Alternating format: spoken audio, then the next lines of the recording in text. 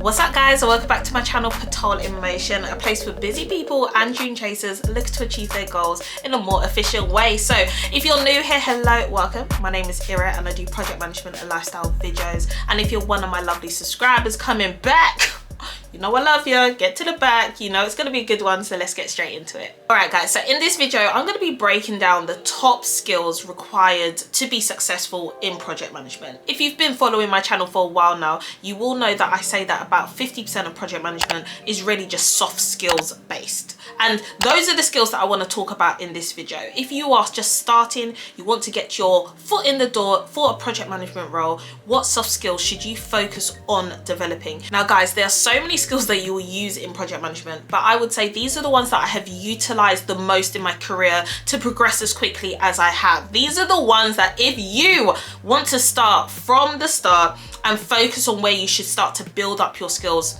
these are the ones you should definitely start with.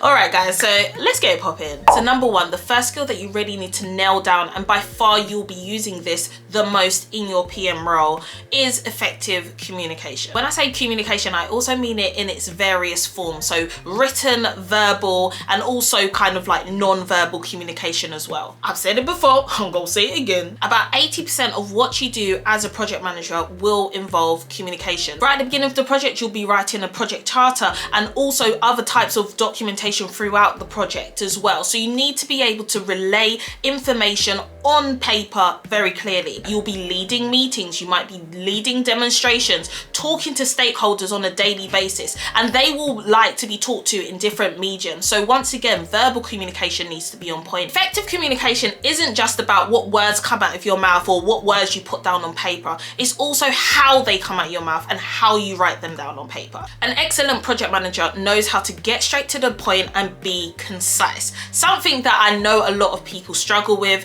but when you're talking to senior stakeholders, for example, they don't want the yibba yabba going on forever. They just want you to get to the point, and that's something that you need to develop. Also, being able to break down very complex technical terms into language that everyone can understand is a part of effective communication. You're going to be talking to a lot of different people. Some people might be more technical, some people might not even understand anything you're saying. However, you'll be responsible for making sure that everyone is on the same page. So to be able to demonstrate that you are an effective communicator, or to build up those skills in a practical sense, you need to look for opportunities to really start to present or lead teams in the role that you're in or in other activities that you're doing. This will show your potential employer that you like talking to a variety of people and interacting with them, and naturally communication comes in that realm. Also try to demonstrate that you keep documentation, you write documents, you write reports. Anything to do with written communication is great. Has there been a time that you've had to lead a meeting? Has there been a time that you've done a demonstration to someone,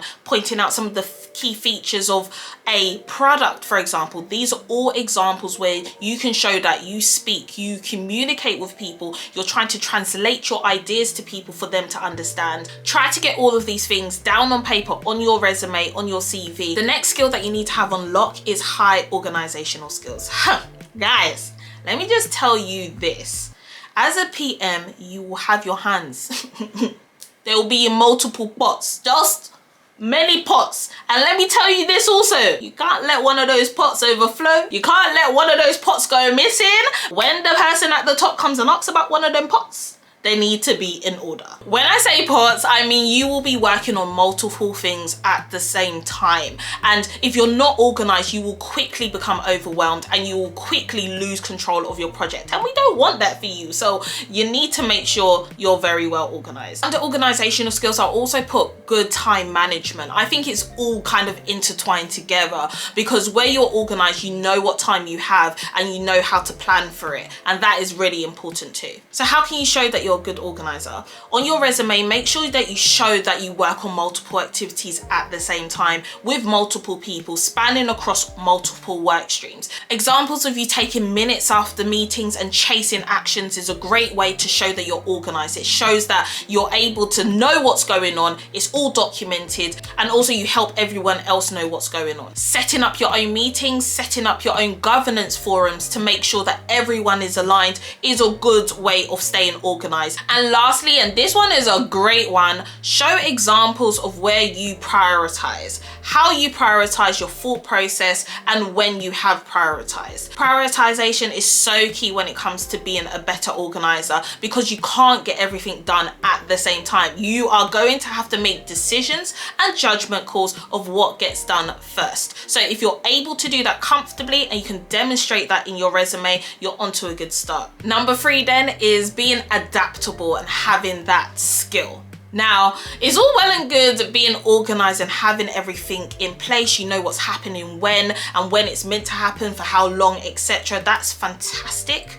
But stakeholders be wilding all the time. They just be wilding. They be changing requirements left, right, and center, and it's just like, ma'am, stop it. When those requirements change, unfortunately for you as a PM, you need to be adaptable, you need to be agile, and being able to show that you can move fast, move other people fast as well, and really react to changing circumstances when they come about is a really key skill that you need to learn. It is something that you cannot avoid. So how can you demonstrate this on your resume? Well, firstly, examples of where you have demonstrated the correct change management process is really key.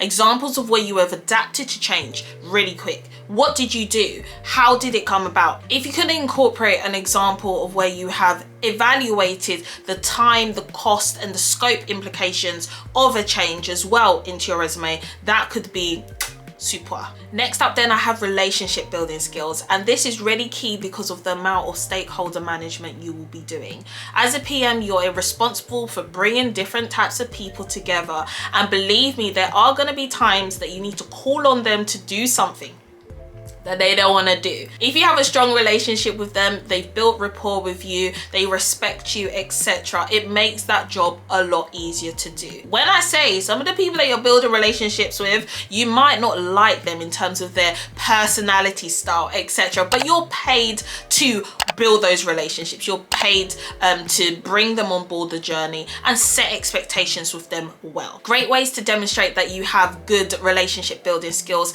is if you've ever been a mentor before to someone.